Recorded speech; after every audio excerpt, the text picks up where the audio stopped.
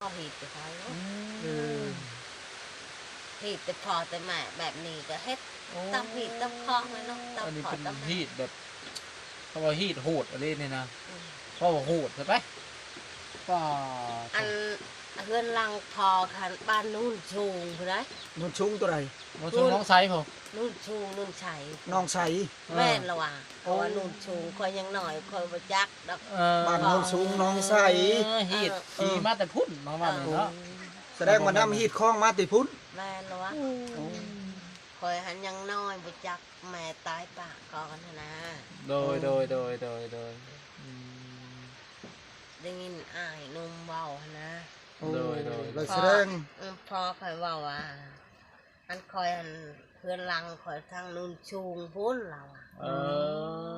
โดยเพราะแม่นยังชูงได้นู่นชูง แม่นนนสูงบ่อหินกาว นนสูงทำบ่อหินกาวผูก ทางบ่อหินกาว เพราะว่าทำบ่อหินกาว ทาง ไป ทางบ้านเราว่านู่นชูง คล้ายแล้วบ่อหินกาวผู้แลขึ้นดงเห็นผู้แลใช้นั่นแหละ หม้อและหม้อไก่ดงเห็นแหละ บ่อันบ่แก้วว่าทางไหนบ่แก้ว เอาบ่อหินกาวเด้ เก้ากับบ่อหินแก้วนะ บ่ เดี อ ยว หิ กัน น แก้วหั่น บางคนเอิ้นบ่อหินแก้วบางคนเอิ้นบ่อหิน แก้ว กาว หินแก้วเวียดไปซื้ออันนั้นดี มีทั้งหินแก้วมีทั้งหินกาวอยู่นำกัน อั น่ะ นนั่นแหละอันพอคอยตายอันน้องเรามาได้ โอ้ เขานำมาแต่พุ่น แม่ โอ้ เดี๋ยวนี้หันจะคอยบ่จักคอยจะคอยบ่ได้ไป คือบ่ได้ไปฮอดกันเนาะ บ่จักลูกหลานเขาอยู่บ่จัก โดยเขาบ่ได้มาหา โดย เขาหันรู้จักและลูกหลานจะคอยนี่ไปบ่ได้ โดย จะคอยไปบ่ฮู้เนาะ โดย ลูกหลานพอจะคอยจะเขาจะนมบ่จักเลยเขาบ่ได้มาหา ตู้เฮานี่เนาะเฮ็ดอะไรเด้ตู้เฮานี่เนาะ เป็นไงเนาะตะโมนี่เนาะ กันสมุนเงินก็บ่ได้นี่สิเฮ็ดอันใดสิได้เอื้อยเหี่ยวเฮาบัดนี้สิวางแผนแบบใดบัดนี้ตู้เอ้ย ถ้าว่าบ่มีเงินนี่ถือว่าบ่สามารถสิเอากันได้เป็นผัวเป็นเมียแม่นบ่ สมมุติอันใดแล้วก็อยากได้แล้วจะขึ้นชูรถหั่นน่ะ แล้วก็ต้องได้มีงัวก็ต้องมีงัวได้ถ้าว่าบ่มีงัวมานี่ถือว่าบ่ได้แม่นบ่ บ่ได้เงินก็มีงูก็มีจะเอาได้ เอื้อยเฮานี่สิบ่คิดเห็นนะบ่เนาะ เงินนี่ก็สมมุติว่าต่ำสุดนี่ลายปานใดเอามาขอสักบิดนี่ ก็ตะกี้ก็แพงเลยจากแรกเลยนี่เนาะแพงว่าตะกี้เงินคืนบ่คืนกันอย่างแพงเนาะ เงินนี่เฮาเอาก็ได้แล้ววะสำหรับสำนึงเฮาเองแล้ววะ แต่อันอื่นน้องเขาได้เว้าแพง ให้เอ้ยน้องคุณเว้ายันว่าเจ้าเว้าเอง เองก็กระจายจากได้แพงแล้วเนาะหินหนักเนาะ ยันว่าเฮามักกันแหละซำใดซำหนึงก็อยู่กันไป เดินว่า น้องกันหลาย ก็ว่าแต่งกัน4ล้าน5ล้านหั่นนะจักน้ำพัน จังว่าโตหมูตกตกงัวนี่จังว่าแนวฮีดนั่นอันนี้ ตกลงแบบบ่ถูกใจเขา อันนี้ มีเอื้อยน้องอีก อันนี้ทางนี้นั่นอันให้พี่น้องผมจะเป็นผู้ตัดสินกันบ่ แม่ เห็นดีกันเนาะ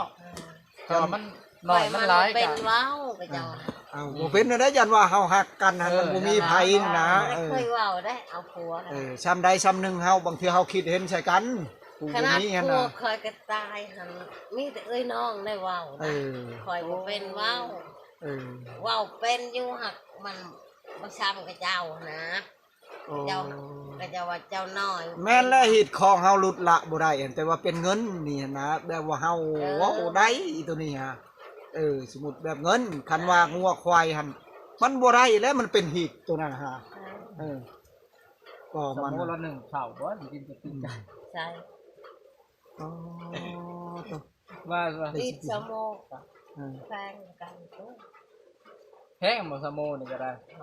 ก็เจ้าบ่ได้กินควาย แต่ว่าได้หรือบ่ได้ก็ยังบ่ทราบตู้เฮานี่หั่นแผนการตู้นี่ว่าออกพรรษาแล้วสิมาแล้วสิไปหาเอื้อยเหี่ยวเฮาคือเก่าได เดี๋ยวนี้ มาเราเป็นเอาบ่เอายังบ่ฮู้เด้อ คันบ่มีเงินแล้วมันยันแล้วแม่นบ่ตู้เฮานี่สิอกหักซ้ำ2ซ้ำ3อีกบ่บาดนี้สิเฮ็ดแนวใด หาไอ้สัตว์ก็บ่ได้ จะหาไอ้เหี่ยวก็บ่ได้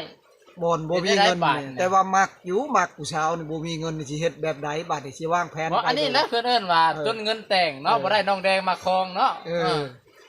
เอา มีแล้วเราไปหาอะไรนะ มีแล้วมันบ่หลายเอื้อยยันว่าเนาะไปบางเทื่อดำเดือนเนี่ยมันก็บ่พอบาทนี้ฮะ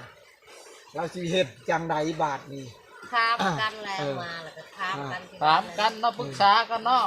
คันว่ายุยานกันได้ยังสิใครอยู่แบบว่าบ่พอแล้วยันว่าบ่พอแล้วเฮาหาตื่มใส่หั่นนะแบบนั้นหั่น เราบอกกันเราอยู่กันมาเรามานี่บอกกัน ก็อย่าเอาแพงละเด้อเอ้ยเด้อคิดเห็นตู้เฮาหน่อยเด้อ มันโง่ควายหันบ่มีบ่ได้ บ่ได้แม่นบ่ตัวน่ะแต่ว่าเงินคำนั้นยังพอได้อยู่เนาะโอ้ทางเว้าในตู้เฮากัน มีรุ่นอยู่ สิมีรุ่นอยู่ยังสิมีรุ่นอยู่ทุกคนเลย ตกไปเสาได้มื้อนี้เด้องัวเนาะ งัวมันก็กินหญ้าอยู่งัวกับเจ้าเด้อ งัวใหญ่ควาย แสดงว่าแห้งๆแล้วบัดนี้เนาะ แข็งแห้งแล้วอยากไปรถแมันบ่ ไปแล้วได้ ดุคือกับตู้พายอะไรบ่ ไป อัน บ่ได้อยู่ได้ บ่อันตู้พายมานี่สมมติว่าตู้พายมาอยู่นำนี่นะสมมติว่าเรามีเงินมาแต่งมาแปลงเนาะมาห้องมาขอไว้สิซะสมมุตินะแล้วอันงัวควายก็จะให้เพิ่นเลี้ยงบ่หรือเจ้าสิเลี้ยงเองคือเก่าหรือว่าใดๆหรือว่าสิให้แล้วนอนอยู่สบายเลย เรามีอยากไปก็ค่อยเลี้ยงแล้วเนาะ เดี๋ยวว่าโอ้ยตู้พายจะมาอยู่น้ำข่อยรถข่อยสิ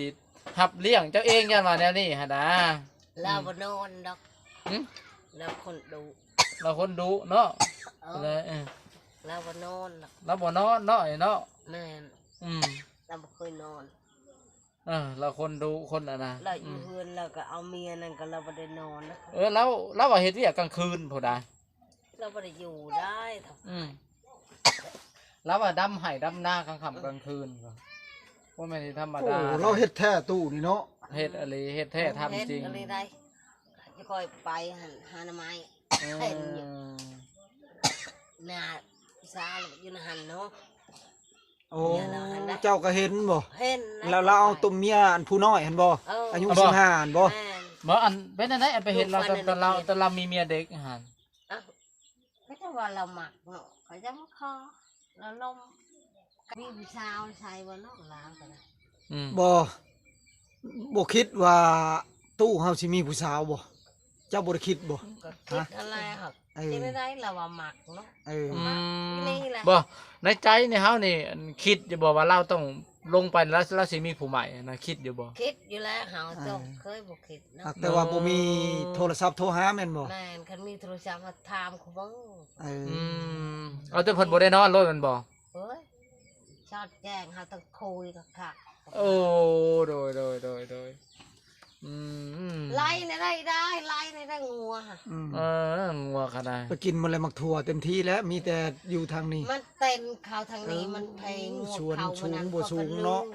ขอบ่ลืมใช่บ่แปลงกินหมดได้ เช็ดแล้วบัดนี้เฮ็ดแล้วสิได้กินบัดนี้ โทรหาปลูกหมดได้ยาบ่ มักถั่วแห้น่ะยังใครอยู่มันยังสิเกิดใหม่อยู่คันว่ามักถั่วธรรมดานี่มันก็แล้วแหละ ก็แปลกเนาะเอ่ยค่อยก็ว่าแปลกคิดว่าตู้พายนี่สิน่าสิบ่มาง่ายคิดว่าต้องหาเงิน คิดว่าสิหาเงินประมาณจัก 2-3 เดือนพุ่นนะ 2-3 เดือนน่ะพัดได้กินข้าวกินนี่เจ้าโทรหาพอดว่าโอ้ว่าสิมาประมาณออกพรรษานี่ว่าอยู่บ่ได้ว่าแล้วเราสิวางแผนแบบใดแบบ เรา บา มี ด เงิ นี้ นว่าเราจะมาเนาะจากกำลัง2 เดือนแล้วก็เรามา โอ้แสดงว่าบ่โดนอีกนี่เนาะแสดงว่าบ่โดนอีกสิได้พบกันอีกบัดนี้